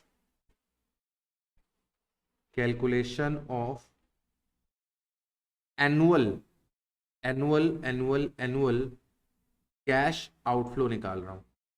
ठीक है। Calculation of annual cash outflow, A और बी की बात करूं, अगर ए और बी की बात करूं तो एनुअल कैश आउटफ्लो कैसे निकलेगा। आपके जो कैश एक्सपेंसेस हैं वो पता लगा लीजिए कितने के हैं। कैश एक्सपेंसेस हैं 1.5 लाख और 1,30,000 रुपए के, एक 50 के और एक 30 के।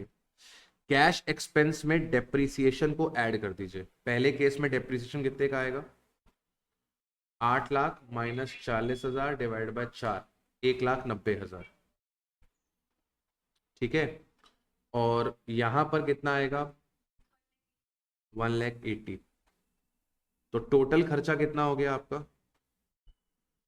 टोटल एक्सपेंस कितना हो गया आपका, 190 प्लस 150 340, और 180 प्लस 130 इज 310। इन खर्चों पे आपको टैक्स सेविंग मिलेगी। भाई खर्चे हैं, खर्चे आपके टैक्स सेविंग कराएंगे। टैक्स सेविंग इनफ्लो होता है, आउटफ्लो में से इनफ्लो क्या कर दिया जाएगा, माइनस। कितने रुपए की टैक्स सेविंग कराएंगे, 40% की। तो 3,40,000 में अगर 40% की टैक्स सेविंग होती है तो टैक्स सेविंग 136 की होगी।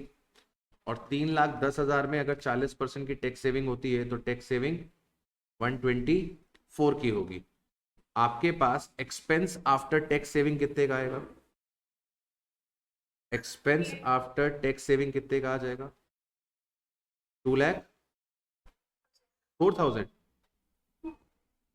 तो 2,04,000 और 310 में से 124, 186। अब मेरी बात ध्यान से सुनेंगे, इनके अंदर डेप्रिसिएशन एडेड है कि नहीं, टोटल एक्सपेंस निकालने के लिए डेप्रिसिएशन को क्या किया गया था, ऐड किया गया था, और डेप्रिसिएशन तो नॉन कैश आइटम होता है, उसे क्या करना पड़ेगा, हटाना पड़ेगा।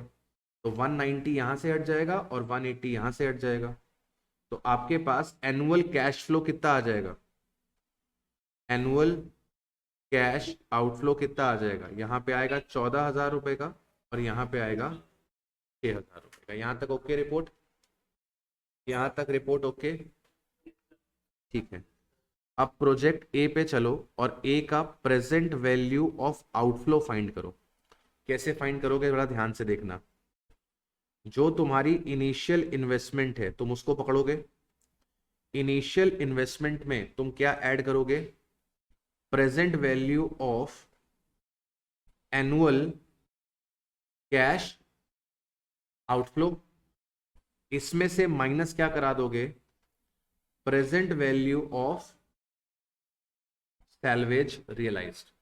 सैल्वेज रियलाइज्ड क्या है, सैल्वेज रियलाइज क्या है, इनफ्लो, और हम लोग क्या कैलकुलेट कर रहे हैं, आउटफ्लो। तो टोटल आउटफ्लो में से जो इनफ्लो आ रहा है वो माइनस कर देंगे, नेट आउटफ्लो निकल आएगा। इनिशियल इन्वेस्टमेंट प्रोजेक्ट ए में कितनी करी है, प्रोजेक्ट ए में इनिशियल इन्वेस्टमेंट कितने की करी है, 8 लाख रुपए की करी है। एनुअल कैश आउटफ्लो कितने का है, 14,000 का। 14,000 का मल्टीप्लाई सम ऑफ पीवीएफ से करेंगे, लाइफ कितनी है उसकी, 4 साल। तो 4 साल का पीवीएफ कितना आ रहा था, निकाला था ना हम लोग ने अभी, 3.169। तो 4 साल का पीवीएफ 3.169, इसमें से माइनस करवा देंगे प्रेजेंट वैल्यू ऑफ सैल्वेज। कितने रुपए की सैल्वेज रियलाइज करके दे रहा है, 40,000 रुपए की। और फोर्थ ईयर का प्रेजेंट वैल्यू फैक्टर कितना है, फोर्थ ईयर का प्रेजेंट वैल्यू फैक्टर कितना है, 1 डिवाइड बाय 1.1, पहले साल का, दूसरे साल का, तीसरे साल का, चौथे साल का, 0.683। ये मैं किसका निकाल रहा हूं, 10% का, समझा है कि नहीं। ये 3.169 क्या निकला है, सम ऑफ पीवीएफ, किस रेट पे, 10%, कितने सालों के लिए, 4 सालों के लिए। ये क्या निकला है, पीवीएफ एट 10%, कौन से वाले ईयर का, फोर्थ ईयर का। इसको आपने सॉल्व कर लेना है, 14,000 इंटू 3.169, 44,366। तो 844,366 माइनस 40,000 इंटू 0.683, 27,320, 844,366। तो आपका ये प्रोजेक्ट पे पैसा कितना लग रहा है, 817046। अब ईएसी निकालो इसकी, ईएसी कैसे निकलेगी, 817046 divided by what, sum of PVF. यानी कि इस प्रोजेक्ट में तुम्हारे पास हर साल खर्चा हो रहा है 2,57,825 का। अब इसी तरीके से हम किसका निकालेंगे, बी का। बी का ईएसी कैसे निकलेगा, सबसे पहला काम क्या करना पड़ेगा, प्रेजेंट वैल्यू ऑफ आउटफ्लो कैसे निकलेगा, initial investment plus annual cash outflow into sum of PVF minus present value of salvage. Initial investment project B में कितने रुपए की थी, 12 लाख रुपए की। उसमें एनुअल कैश आउटफ्लो कितने का हो रहा था, 6,000 रुपए का।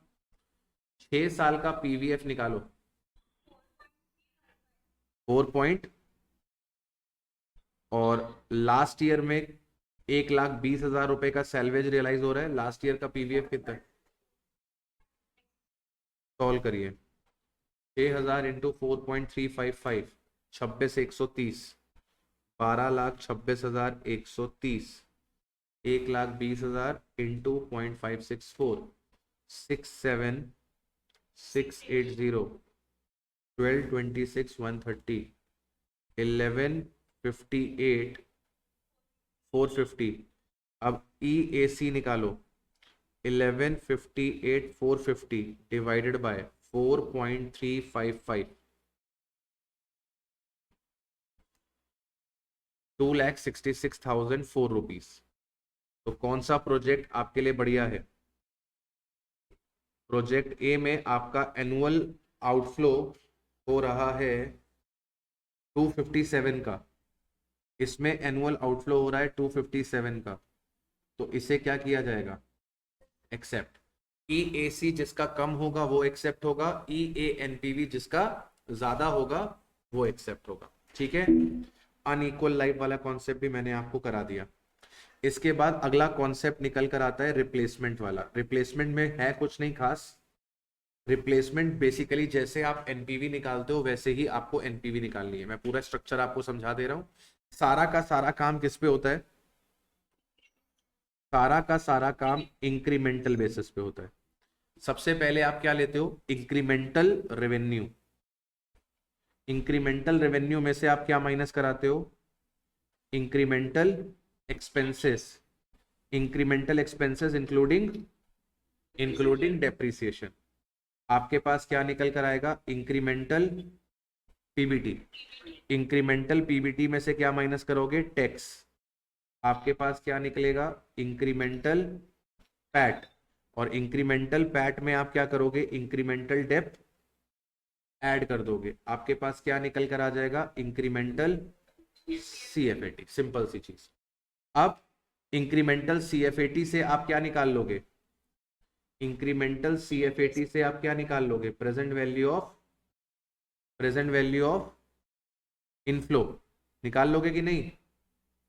इंक्रीमेंटल सीएफएटी की वजह से आप क्या निकलवा लोगे, प्रेजेंट वैल्यू ऑफ इनफ्लो। अब प्रेजेंट वैल्यू ऑफ इनफ्लो में से क्या माइनस कराओगे, इंक्रीमेंटल इन्वेस्टमेंट। और रिजल्ट क्या निकल कर आएगा, इंक्रीमेंटल एनपीवी। अब इंक्रीमेंटल एनपीवी अगर तो पॉजिटिव है तो हम रिप्लेसमेंट करेंगे, अगर इंक्रीमेंटल एनपीवी पॉजिटिव नहीं है तो अपन रिप्लेसमेंट को रिजेक्ट करेंगे। अब बच्चे को दिक्कत यहां पर कहां आएगी, सबसे ज्यादा दिक्कत आएगी इंक्रीमेंटल इन्वेस्टमेंट में। इंक्रीमेंटल इन्वेस्टमेंट कैसे निकाली जाएगी, इंक्रीमेंटल इन्वेस्टमेंट कैसे निकाली जाएगी। तो बाबू इंक्रीमेंटल इन्वेस्टमेंट निकालने के लिए आपको क्या पकड़ना पड़ेगा, न्यू मशीन की कॉस्ट। ठीक है, न्यू मशीन की कॉस्ट में आप ऐड कर देना ओल्ड मशीन की डिसमेंटलिंग कॉस्ट। हो सकता है ना कि पुरानी मशीन को डिसमेंटल करे तो कुछ खर्चा आए उसमें, तो ओल्ड मशीन की डिसमेंटलिंग कॉस्ट या फिर ओल्ड मशीन के सेलिंग एक्सपेंसेस। पुरानी मशीन को बेचने में कुछ खर्चा आ सकता है, तो पुरानी मशीन के डिसमेंटलिंग का खर्चा, पुरानी मशीन के जो सेलिंग एक्सपेंसेस हैं वो आपके लिए खर्चा है, तो उसे आप क्या कर दोगे, ऐड कर दोगे। इसमें से माइनस कर दोगे क्या, ओल्ड मशीन की रियलाइजेबल वैल्यू। ओल्ड मशीन कितने में जा रही है वो माइनस कर दोगे। और अगर क्वेश्चन में कैपिटल गेन इग्नोर करने को नहीं बोला है तो आपके पास क्या निकलेगा, टैक्स सेविंग या टैक्स पेमेंट। टैक्स सेविंग निकलेगी तो क्या करना, टैक्स सेविंग निकलेगी तो क्या करना, माइनस कर देना।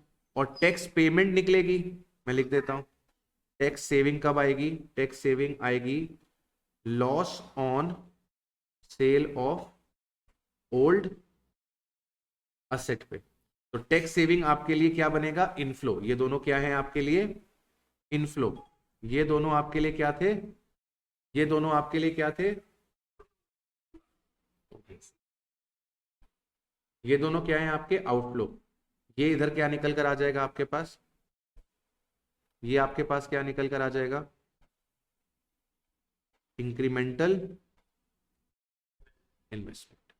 आपको सारा काम इंक्रीमेंटल बेसिस पे करना है।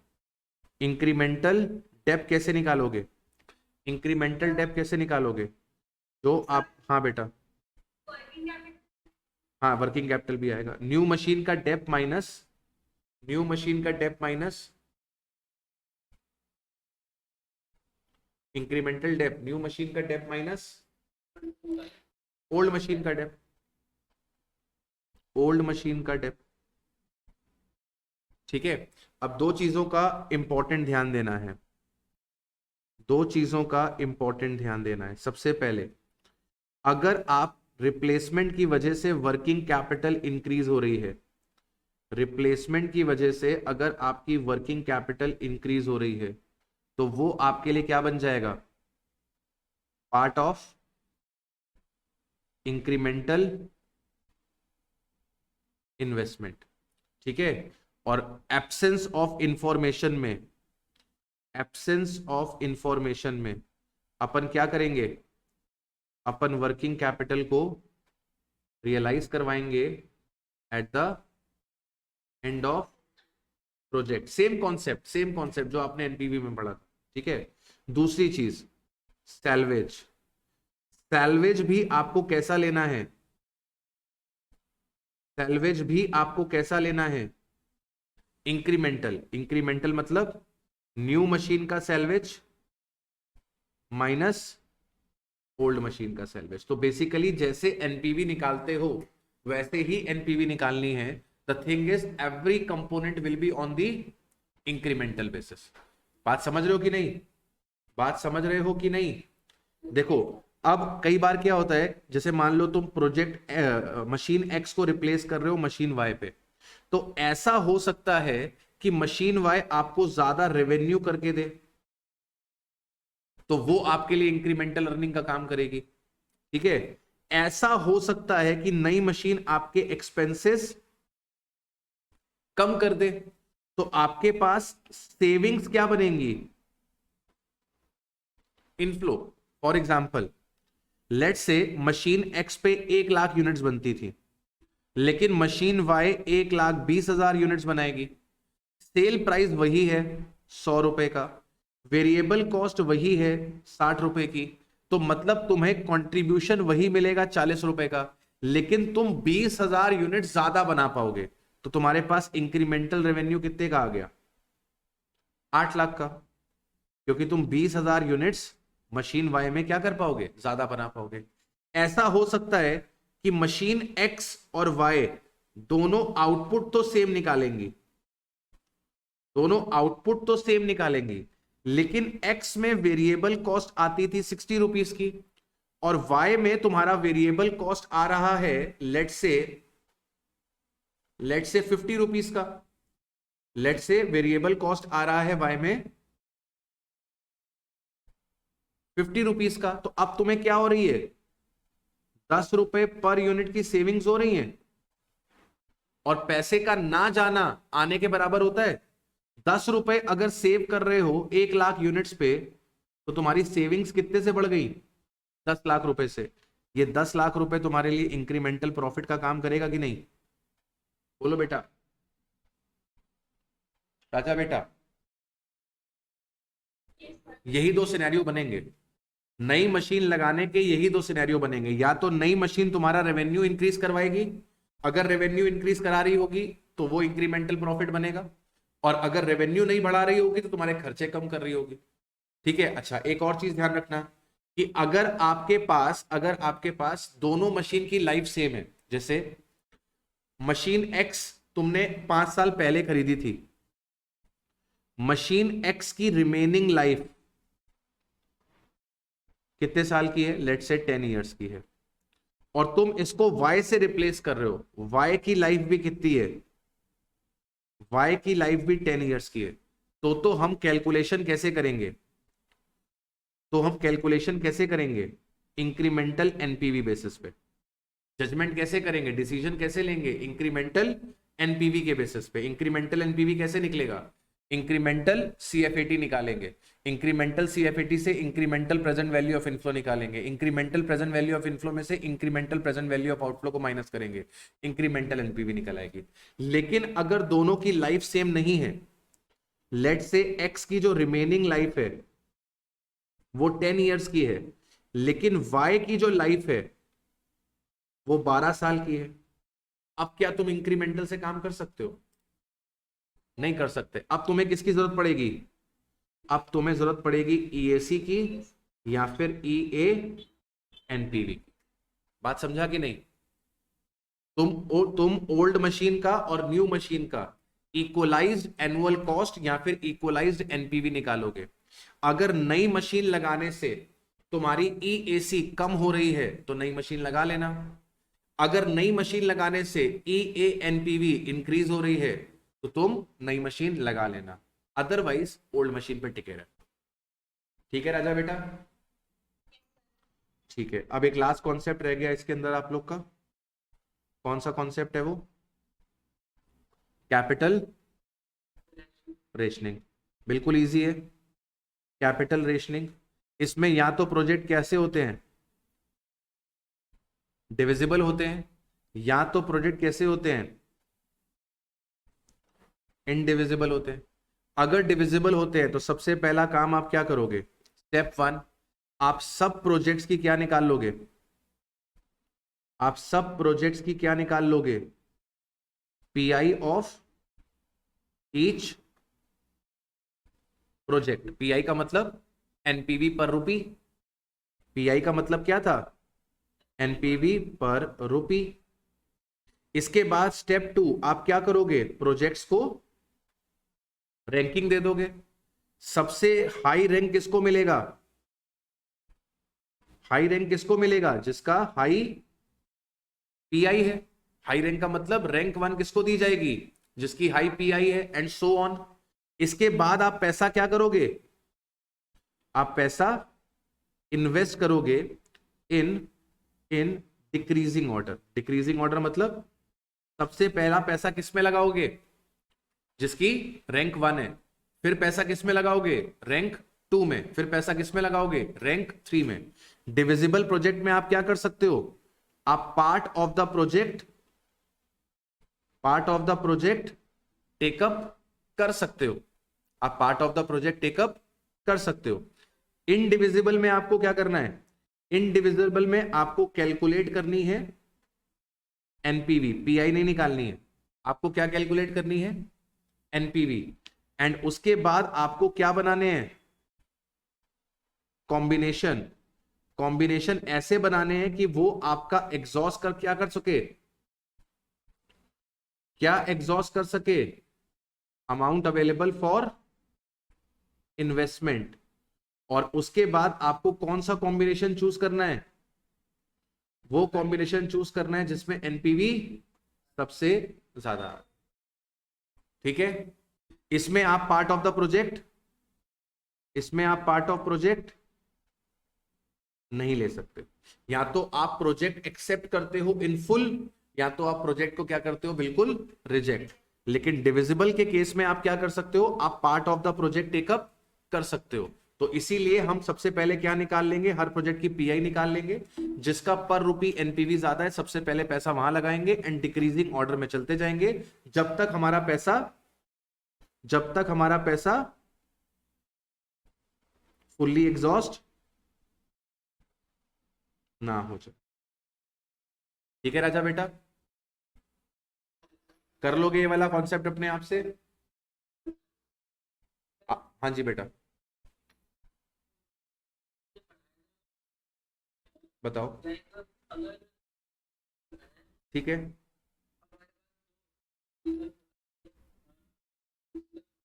ठीक है। आपके पास कितने रुपए हैं? आपके पास कितने रुपए हैं? आपके पास इन्वेस्टमेंट के लिए 1 लाख रुपए हैं, और आपके पास 3 प्रोजेक्ट हैं, लेट से ABC। हाँ जी बताइए।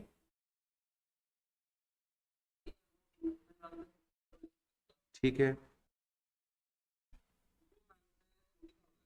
ठीक है, ठीक है।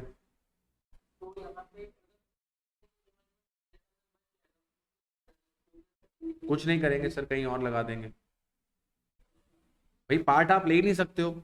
अब इसमें या तो तुम A और B का कॉम्बिनेशन बनाओगे, इसमें तुम या तो A और C का कॉम्बिनेशन बनाओगे, इसमें या तो तुम B और C का कॉम्बिनेशन बनाओगे। अब जो भी कॉम्बिनेशन तुमको हाई एनपीवी देगा उसे तुम सिलेक्ट कर लेना, और जो बैलेंस अनयूटिलाइज्ड पैसा है उसे कहीं और इन्वेस्ट करो। भाई आपने इस प्रोजेक्ट में नहीं लगाया, बैंक में पड़े रहने दिया, किसी कंपनी के शेयर्स खरीद लिए, किसी कंपनी का डिबेंचर खरीद लिया। ठीक है ना? तो इनडिविजिबल प्रोजेक्ट में आपके पास बैलेंस बच रहा है तो बचने दो। हमारा एजेंडा क्या होना चाहिए? हमारा एजेंडा होना चाहिए कि हमारे पास क्या निकल कर आए? हायर एनपीवी निकल कर आए। ठीक है। और अगर आपके प्रोजेक्ट डिविजिबल है तो रैंकिंग उस हिसाब से करी जाएगी जिस हिसाब से आपके पास पीआई सबसे ज्यादा है, सबसे ज्यादा वाली पीआई पे पैसा पहले लगेगा, एंड सो ऑन, तब तक लगता रहेगा जब तक पैसा पूरी तरीके से एग्जॉस्ट। ठीक है। इसी के साथ हमने लगभग लगभग 90 मिनट के अंदर सारे कॉन्सेप्ट्स रिवाइज कर लिए हैं।